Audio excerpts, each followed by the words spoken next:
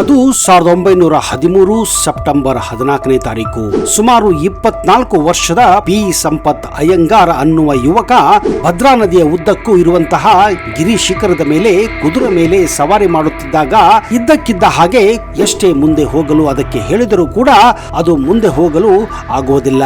ಅದರ ನಡುಗೆಯ ವೇಗ ಕೂಡ ಕಡಿಮೆ ಆಗುತ್ತಾ ಬರುತ್ತದೆ. ಅಷ್ಟಲ್ಲದೆ ಮುಂದೆ ಹೋಗಲು ಆ ಕುದುರೆ ಹಿಂಜರಿಯುತ್ತದೆ. ಆ ಕುದುರೆ ಯಾಕೆ ಈ ರೀತಿ ಆಡುತ್ತಿದೆ ಅಂತ ಅನುಮಾನ ಬಂದು ಸಂಪತ್ ಅಯ್ಯಂಗಾರ್ ಕೆಳಗೆ ಇಳಿದು ಆ ಕುದುರೆಯ ಪಾದಕ್ಕೆ ಇದ್ದಂತಹ ಲಾಳವನ್ನ ಸೂಕ್ಷ್ಮವಾಗಿ ಗಮನಿಸುತ್ತಾರೆ. ಆ ನೆಲದಲ್ಲಿ ಅಲ್ಲಿ ದೆವ್ವವೂ ಇರಲಿಲ್ಲ, ಇಳಿಜಾರವೂ ಇರಲಿಲ್ಲ.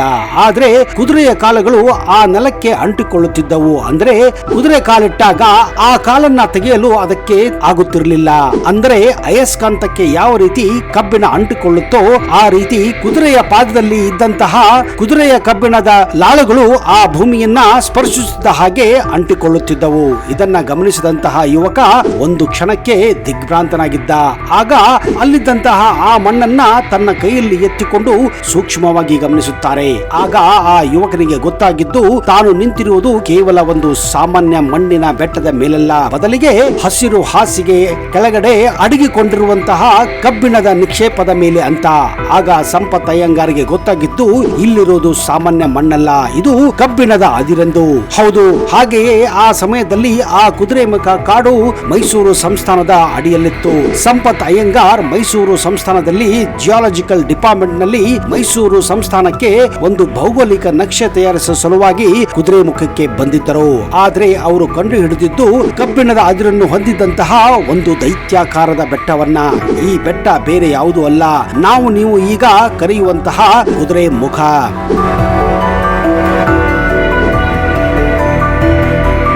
ಹೌದು ಸ್ನೇಹಿತರೆ, ಕುದುರೆಮುಖದ ಈ ಉಕ್ಕಿನ ನಿಕ್ಷೇಪ ಬೆಳಕಿಗೆ ಬಂದಿದ್ದೇ 1913ರಲ್ಲಿ. ಕರ್ನಾಟಕದ ಇತಿಹಾಸದಲ್ಲಿ ಕುದುರೆಮುಖದ ಈ ಅನಿರೀಕ್ಷಿತ ಘಟನೆ ಪ್ರಮುಖ ಒಂದು ಅಧ್ಯಾಯ ಅಂತ ಹೇಳಬಹುದು. ಇವತ್ತು ನಾವು ಕುದುರೆಮುಖವನ್ನ ಹೆಚ್ಚಾಗಿ ಪ್ರವಾಸಿ ಸ್ಥಳವಾಗಿ ಕಾಣುತ್ತೇವೆ ಮತ್ತು ಹಲವಾರು ಚಾರಣ ಪ್ರಿಯರು ಇಲ್ಲಿ ವಾರಾಂತ್ಯದಲ್ಲಿ ಅಂದ್ರೆ ವೀಕೆಂಡ್ ನಲ್ಲಿ ಟ್ರೆಕ್ಕಿಂಗ್ ಮಾಡಲು ಬಯಸುತ್ತಾರೆ. ಈ ಹಸಿರು ಸೀರೆಯನ್ನ ಹುಟ್ಟಿಕೊಂಡಿರುವ ಹಾಗೆ ಕಾಣುವ ಈ ಕುದುರೆಮುಖ ಕರ್ನಾಟಕ ರಾಜ್ಯದ ಚಿಕ್ಕಮಗಳೂರು ಜಿಲ್ಲೆಯ ಕಳಸ ತಾಲೂಕಿನಲ್ಲಿದೆ. ಇದು ಕಳಸ ಪಟ್ಟಣದಿಂದ ಸರಿಸುಮಾರು 20 ಕಿಲೋಮೀಟರ್ ದೂರದಲ್ಲಿದೆ. ಕುದುರೆಮುಖ ಎಂಬ ಹೆಸರು ಕನ್ನಡದಲ್ಲಿ ಅಕ್ಷರಶಃ ಕುದುರೆಯ ಮುಖ ಎಂದರ್ಥ. ಅಂದರೆ ಕುದುರೆಯ ಮುಖವನ್ನ ಹೋಲುವ ಪರ್ವತ ಒಂದು ಬದಿಯಿಂದ, ಅಂದ್ರೆ ಕುದುರೆ ಮುಖವನ್ನ ಹೋಲುವ ಪರ್ವತ ಒಂದು ಕಡೆಯಿಂದ ಅದು ಕುದುರೆಯ ಹಾಗೆ ಕಾಣುತ್ತದೆ. ಈ ಸುಂದರ ನೋಟವನ್ನ ನೋಡಲು ಹಲವಾರು ಜನ ಇಲ್ಲಿ ಬರುತ್ತಾರೆ. ಈ ಪರ್ವತ ಸಂಸೆ ಗ್ರಾಮದ ಪರ್ವತ ಶ್ರೇಣಿಯಲ್ಲಿ ಇರುವುದರಿಂದ ಇದನ್ನ ಸಂಸೆ ಪರ್ವತ ಅಂತ ಲೋಕಲ್ ಜನರು ಕೂಡ ಹೇಳುತ್ತಾರೆ. ಕುದುರೆಮುಖವು ಕರ್ನಾಟಕದ ಮುಳ್ಳಯ್ಯನಗಿರಿ ನಂತರ 2ನೇ ಅತಿ ಎತ್ತರದ ಶಿಖರ ಮತ್ತು ಪಶ್ಚಿಮ ಘಟ್ಟಗಳಲ್ಲಿ 26ನೇ ಎತ್ತರದ ಶಿಖರವಾಗಿದೆ. ಪಶ್ಚಿಮ ಘಟ್ಟದಲ್ಲಿರುವ ಕುದುರೆಮುಖ ರಾಷ್ಟ್ರೀಯ ಉದ್ಯಾನವು ಯುನೆಸ್ಕೋ ವಿಶ್ವ ಪರಂಪರೆಯ ತಾಣವಾಗಿ ವಿಶ್ವದ 38 ಜೈವಿಕ ವೈವಿಧ್ಯಮಯ ಅತ್ಯಂತ ಬಿಸಿಯಾದ ತಾಣಗಳಲ್ಲಿ ಒಂದಾಗಿದೆ. 1960ರ ಆಸುಪಾಸು ಹಲವಾರು ವಿದೇಶಿ ಕಂಪನಿಗಳು ಇಲ್ಲಿರುವ ಉಕ್ಕಿನ ನಿಕ್ಷೇಪದ ಬಗ್ಗೆ ಹಲವಾರು ಮತ್ತು ಇನ್ನಷ್ಟು ಮಾಹಿತಿಯನ್ನ ಭಾರತ ಸರ್ಕಾರಕ್ಕೆ ಕೊಡುತ್ತವೆ. ಅಷ್ಟೇ ಅಲ್ಲದೆ ಇಲ್ಲಿ ಐರನ್ ಓರ್ ಮೈನಿಂಗ್ ಅನ್ನ ಮಾಡಬಹುದು ಎನ್ನುವ ಸಲಹೆಯನ್ನ ಕೂಡ ಅವು ಕೊಡುತ್ತವೆ. 37% ಉಕ್ಕಿನ ಅಂಶ ಇರುವುದರಿಂದ ಅದರಿಂದ 68% ಕಬ್ಬಿಣದ ಅದಿರನ್ನ ತಯಾರಿಸಬಹುದಂತ ತಜ್ಞರು ಅಭಿಪ್ರಾಯ ಪಡುತ್ತಾರೆ. 1913ರಲ್ಲಿ ಆರಂಭವಾದ ಈ ನಿಕ್ಷೇಪದ ತನಿಖೆ ಕೊನೆಗೆ 1970ರವರೆಗೂ ಕೂಡ ಸತತವಾಗಿ ನಿರಂತರವಾಗಿ ನಡೆಯುತ್ತದೆ. ಯಾವಾಗ ಇಲ್ಲಿ ಗಣಿಗಾರಿಕೆ ನಡೆಸಬಹುದು ಎನ್ನುವುದು ಖಾತ್ರಿಯಾಗುತ್ತೋ ಅಲ್ಲಿನ ತಜ್ಞರು ಸರ್ಕಾರಕ್ಕೆ ಇದರ ಬಗ್ಗೆ ಮನವಿಯನ್ನ ಕೂಡ ಮಾಡುತ್ತಾರೆ.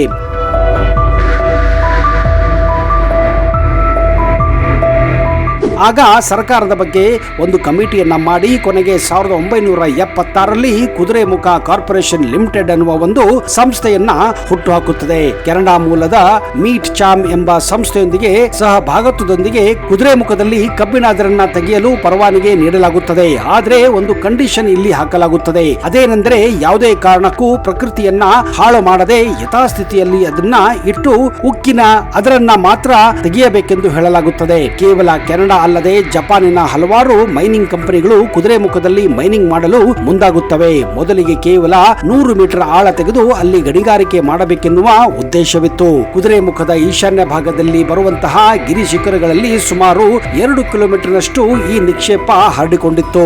ಈ ಗಿರಿ ಶಿಖರಗಳ ಬುಡದಲ್ಲಿಯೇ ಒಂದು ಮಿಲ್ ಅನ್ನ ಪ್ರಾರಂಭಿಸಿ ಅದಿರುಗಳನ್ನ ಸಂಸ್ಕರಿಸುವಂತಹ ಫ್ಯಾಕ್ಟರಿಗಳನ್ನ ಕೂಡ ಇಲ್ಲಿ ಆರಂಭಿಸಲಾಗಿತ್ತು. ಇದಕ್ಕೆ ಮುಖ್ಯ ಕಾರಣ ಅಲ್ಲಿರುವ ಪರಿಸರವನ್ನ ಮತ್ತು ಅರಣ್ಯವನ್ನ ಯಾವುದೇ ಕಾರಣಕ್ಕೂ ನಾಶಪಡಿಸದೆ ಅದರಿಂದ ಅದಿರನ್ನ ತೆಗೆಯುವ ಯೋಚನೆ ಮಾಡಲಾಗಿತ್ತು. ಇಲ್ಲಿ ಸಿಕ್ಕಂತಹ ಅದರನ್ನ ಟ್ರಾಕ್ಟರ್ಗಳ ಮೂಲಕ ಅಥವಾ ಟ್ರಕ್ಗಳ ಮೂಲಕ ಕೆಳಗಡೆ ಸಾಗಿಸಲು ಕೆಲವೊಂದು ರಸ್ತೆಗಳನ್ನ ಕೂಡ ಇಲ್ಲಿ ನಿರ್ಮಾಣ ಮಾಡಲಾಗಿತ್ತು. ಆ ಸಮಯದಲ್ಲಿ ಮಂಗಳೂರಿನ ಬಂದರು ಸುಮಾರು 100 ಕಿಲೋಮೀಟರ್ ದೂರ ಇರುವುದರಿಂದ ಕುದುರೆಮುಖದಲ್ಲಿ ಸಿಗುವಂತಹ ಕಚ್ಚಾ ಮತ್ತು ಸಂಸ್ಕರಿಸಿದ ಅದಿರನ್ನ ಟ್ರಕ್ಗಳ ಮೂಲಕ ಬಂದರಿಗೆ ಸಾಗಿಸಲಾಗುತ್ತಿತ್ತು. ಕುದುರೆಮುಖದಲ್ಲಿ ಸಿಕ್ಕಂತಹ ಅದರನ್ನ ಹೆಚ್ಚಾಗಿ ಮಿಡಲ್ ಈಸ್ಟ್ ಕಂಟ್ರಿಗಳಿಗೆ ಅಂದ್ರೆ ಇರಾನ್ ಮತ್ತು ಸೌದಿ ಅರೇಬಿಯಂತಹ ದೇಶಗಳಿಗೆ ರಫ್ತು ಮಾಡಲಾಗುತ್ತಿತ್ತು. ಇದರ ಬದಲಾಗಿ ಇರಾನ್ ಮತ್ತು ಸೌದಿ ಅರೇಬಿಯಾ ದೇಶಗಳು ಭಾರತಕ್ಕೆ ತೈಲವನ್ನ ಕೊಡುವುದಾಗಿ ಒಪ್ಪಂದ ಮಾಡಿಕೊಂಡಿದ್ದವು. ಇಲ್ಲಿನ ಗಣಿಗಾರಿಕೆ ನಡೆಸಲು ನೀರಿನ ಅವಶ್ಯಕತೆಯೂ ಅಷ್ಟೇ ಇತ್ತು. ಕುದುರೆಮುಖದ ಪರಿಸರದಲ್ಲಿ ನೀರಿನ ಕೊರತೆ ಇರಲಿಲ್ಲ, ಆದರೆ ಸಂಗ್ರಹಿಸುವ ಕೊರತೆ ಇತ್ತು. ಹೌದು, ಆಗ ನಿರ್ಮಾಣ ಆಗಿದ್ದೇ ಲಕ್ಯ ಅಣೆಕಟ್ಟು. ಹೀಗೆ ಯಾವುದೇ ತೊಂದರೆ ಇಲ್ಲದೆ ಅಡೆತಡೆಗಳಿಲ್ಲದೆ 1976ರಿಂದ ಕುದುರೆಮುಖದಲ್ಲಿ ಕುದುರೆಮುಖ ಐರನ್ ಓರ್ ಲಿಮಿಟೆಡ್ ಅಡಿಯಲ್ಲಿ ಇಲ್ಲಿ ಗಣಿಗಾರಿಕೆ ಭರದಿಂದ ಸಾಗುತ್ತಿತ್ತು.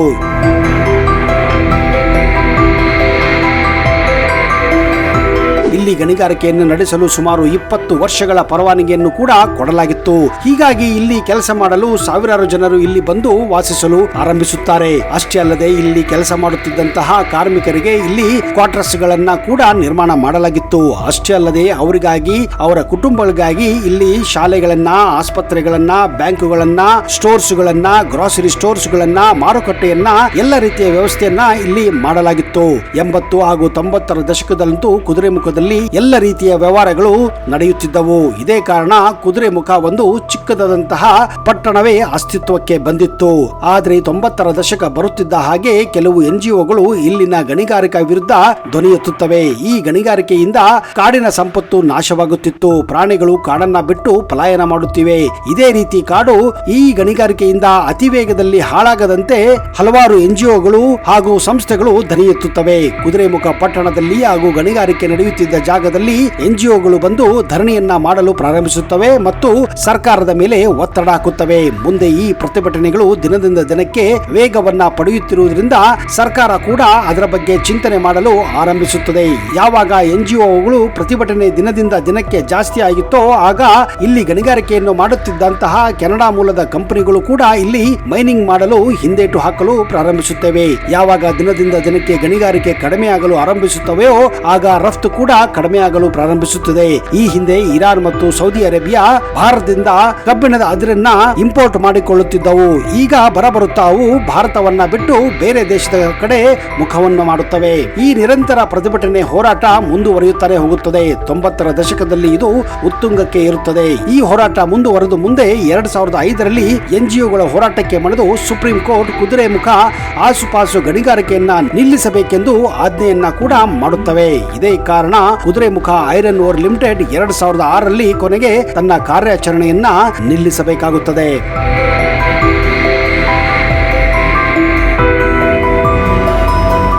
ರೆಕಾರ್ಡ್ಸ್ ಹೇಳುವ ಪ್ರಕಾರ 30 ವರ್ಷಗಳಲ್ಲಿ ಕುದುರೆಮುಖ ಪ್ರದೇಶದಲ್ಲಿ ಸರಿಸುಮಾರು 50% ಮಾತ್ರ ಅದಿರನ್ನ ಹೊರಗೆ ತೆಗೆಯಲಾಗಿತ್ತು. ಈ ಗಣಿಗಾರಿಕೆ ಕುದುರೆಮುಖದಲ್ಲಿ ನಡೆಯುತ್ತಿರುವಾಗ ಸರಿಸುಮಾರು 7ರಿಂದ 8 ಸಾವಿರ ಜನರಿಗೆ ಇಲ್ಲಿ ಕೆಲಸವಿತ್ತು ಹಾಗೂ ಅದಕ್ಕೆ ಸಂಬಂಧಿಸಿದ ಕುಟುಂಬಗಳು ಕೂಡ ಕುದುರೆಮುಖ ಪಟ್ಟಣದಲ್ಲಿ ವಾಸ ಮಾಡುತ್ತಿದ್ದವು. ಯಾವಾಗ ಗಣಿಗಾರಿಕೆ ಇಲ್ಲಿ ನಿಲ್ಲಿಸಲಾಗುತ್ತದೆಯೋ ಆಗ ಅಲ್ಲಿದ್ದ ಜನರು ಕುದುರೆಮುಖ ಪಟ್ಟಣವನ್ನು ಒಬ್ಬೊಬ್ಬರಾಗಿ ಖಾಲಿ ಮಾಡಲು ಮುಂದಾಗುತ್ತಾರೆ. ಯಾಕಂದ್ರೆ ತಮ್ಮ ಕುಟುಂಬವನ್ನ ಮುಂದುವರಿಸಲು ಸಿಗುತ್ತಿದ್ದಂತಹ ಕೆಲಸವೇ ಇಲ್ಲದಿದ್ದಾಗ ಅಲ್ಲಿ ಇದ್ದರೇನು ಅಂತ ಎಲ್ಲರೂ ಪ್ರದೇಶವನ್ನ ಬಿಡಲು ಪ್ರಾರಂಭಿಸುತ್ತಾರೆ. ಇಲ್ಲಿ ಕೇವಲ ಸಾಮಾನ್ಯ ಕಾರ್ಮಿಕರು ಅಲ್ಲದೆ ನೂರಾರು ಇಂಜಿನಿಯರ್ಗಳು, ವಿದೇಶಿ ತಜ್ಞರು ಕೂಡ ಇಲ್ಲಿ ಹಿಂದೆ ಕೆಲಸ ಮಾಡುತ್ತಿದ್ದರು.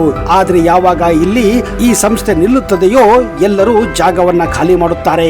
ಹೌದು ಸ್ನೇಹಿತರೆ, ಈ ರೀತಿ ಕುದುರೆಮುಖ ಒಂದು ಸಮಯದಲ್ಲಿ ಜನಜಂಗುಳಿಗಳಿಂದ ತುಂಬಿದಂತಹ ಪಟ್ಟಣವಾಗಿತ್ತು. ಆದರೆ ಕಾಲಕ್ರಮೇಣ ಜನರೇ ಇಲ್ಲದೆ ಇದ್ದಾಗ ಅಲ್ಲಿಂದ ಜನರು ಮನೆಗಳನ್ನ, ಬ್ಯಾಂಕ್ಗಳನ್ನ, ಶಾಲೆಗಳನ್ನ, ಮಾರುಕಟ್ಟೆಗಳನ್ನ ಬಿಟ್ಟು ಹೋಗುತ್ತಾರೆ. ಈ ರೀತಿಯಾಗಿ ಇಲ್ಲಿರುವ ಈ ಎಲ್ಲಾ ಕಟ್ಟಡಗಳು ಪಾಳು ಬೀಳಲು ಪ್ರಾರಂಭಿಸುತ್ತವೆ. ಈಗ ನೀವೇನಾದ್ರೂ ಇಲ್ಲಿ ಹೋದ್ರೆ ಯಾವುದೋ ಒಂದು ಭೂತ ಪ್ರೇತದ ವಾಸವಿದ್ದಂತಹ ಜಾಗಕ್ಕೆ ಬಂದ ಹಾಗೆ ಅನಿಸುತ್ತದೆ. ಇದೇ ಕಾರಣ ಕುದುರೆಮುಖವನ್ನ ಈಗ ಘೋಸ್ಟ್ ಟೌನ್ ಎಂದು ಕರೆಯಲಾಗುತ್ತದೆ.